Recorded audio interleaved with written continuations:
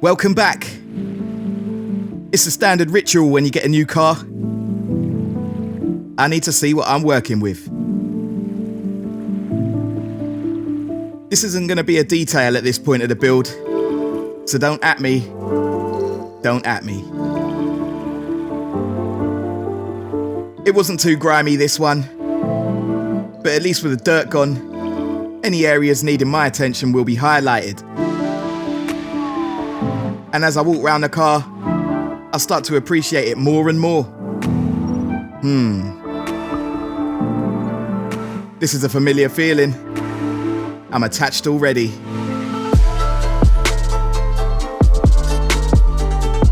Other than the obvious damage, this cleans up nicely. Shampoo time. Ah, yeah.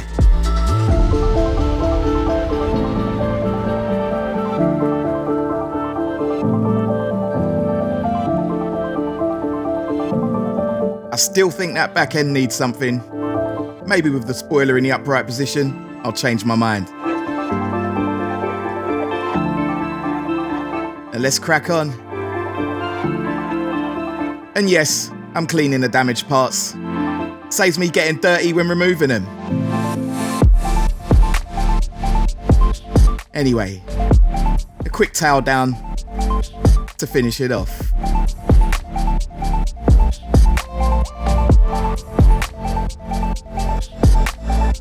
So now I want the inside empty. Let's start here in the boot. Oh my gosh. Loads of broken pieces from the accident. It's a pain to clean it up, but handy, as the little trim clips and screws can bump up the cost of a restoration. Also, if there's a part that's too far gone, at least I have a chance of getting a part number so I can find a replacement easily. And that's efficiency. Under the false floor, we got a bottle of unopened oil. Cheers. And a random paintbrush. I guess that doesn't trump the tin of olives I found on the last build. All the original tools, jack, tyre repair and compressor are present and look untouched. It's fresh. Now this is the build sticker on the back, and that's the paint code which I'll need when going to get the paint mixed for the front panels. In the cabin, nothing major, just the usual toot. Be gone.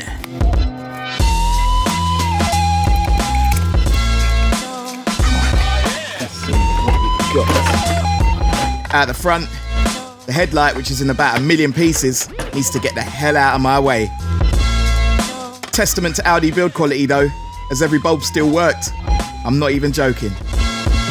No wastage here though. I'll make use of it somehow. You know me.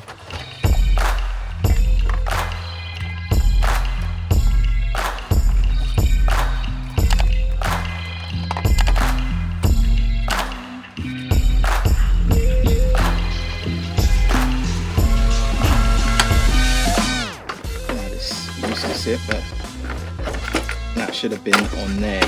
And this piece, it looked like it was from the slam panel. But I'm sure it's not replaceable on its own. But this is bent anyway. New slam panel it is.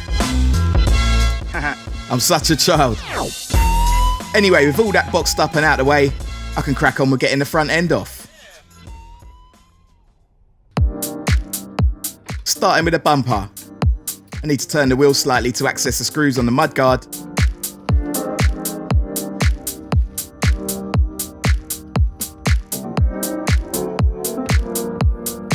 If you like working on your German cars, definitely get a torque set. They love using those fixings on these.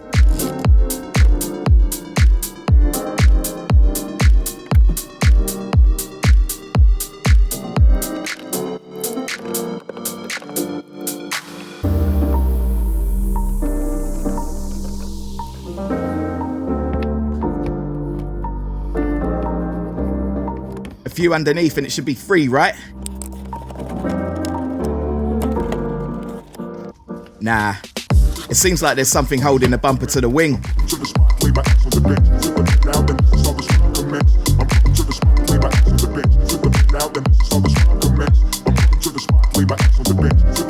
With the headlight covering the spot, it was time for that to leave the building.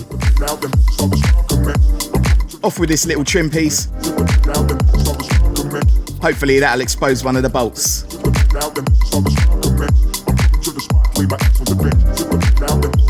And I wasn't wrong. There we go.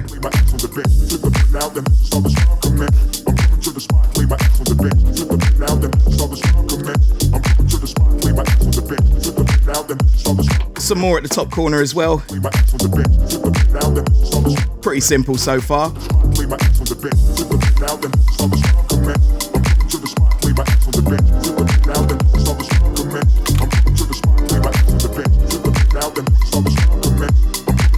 Now why the hell ain't it coming out? Frustrating.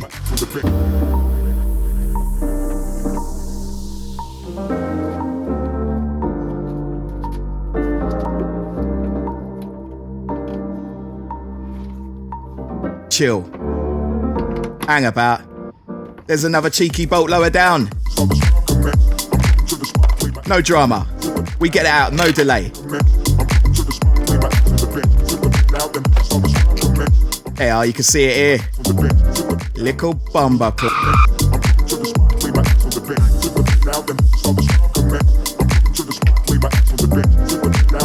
Connector off, headlight out. Now you can see the two bolts holding the panel together. Couldn't get access to him. You got one bolt there. It looks like another one there. So you know what's next? Stop. Spanner time.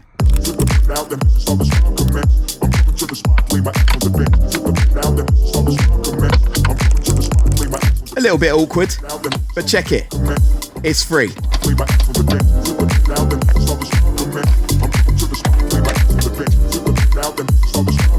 Sort of.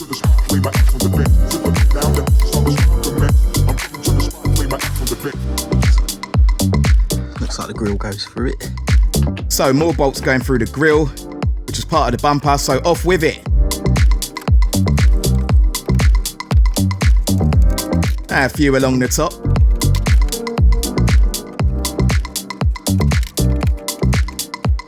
And a few along the bottom.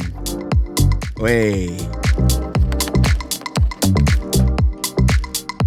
Yep. And it's off. Well, sort of. There's still the fog light wiring and washer jets to get out of the way. I tell you what, an electric ratchet would save me time. But we make do with what we got.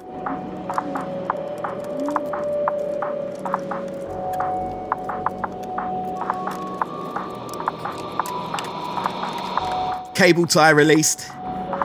I ain't cutting it, because I ain't wasting it. Told you I'm not about that. Anyway, same flex on the other side.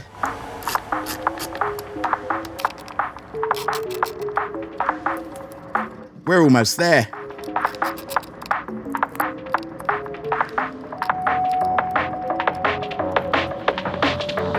Come on.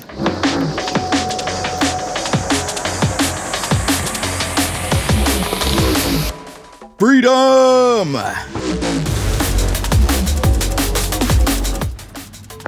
Check this out. This is part of the slam panel as well, so glad I got a new one.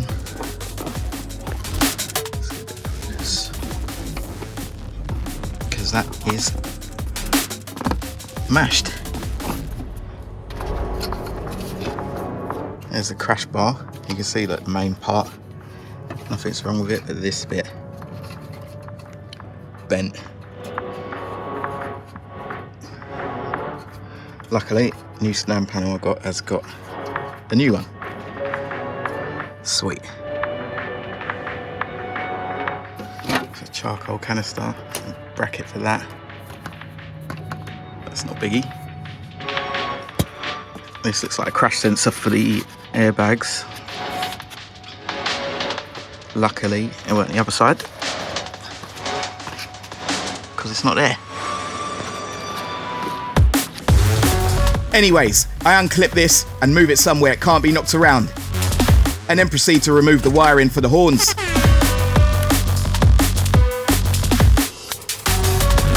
Off with that. And now the most obvious bolts need to come out. Out with the breaker. But they weren't actually that tight. So it's a bit of overkill. Let's wrench.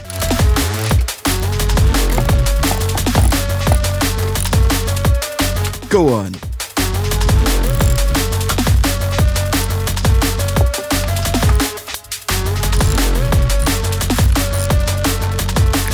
Bonnet latch wiring, and the clips removed.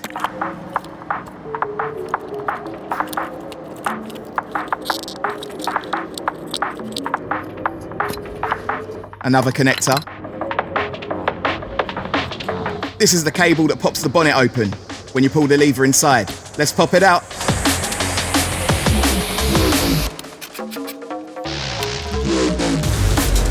Air filter ducting. Get out of the way. More bolts. Nothing too taxing. There's just loads of them. I'd like to show you this so you guys get an idea and could do it yourself if you wish. Why not? Almost there, just 4 more fixings holding the radiator pack to the slam panel.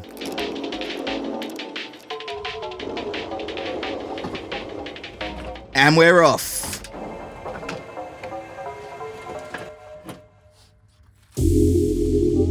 Now, to satisfy my curiosity, I made sure the wheels were pointed straight ahead and took some measurements from the floor to the top of the chassis legs.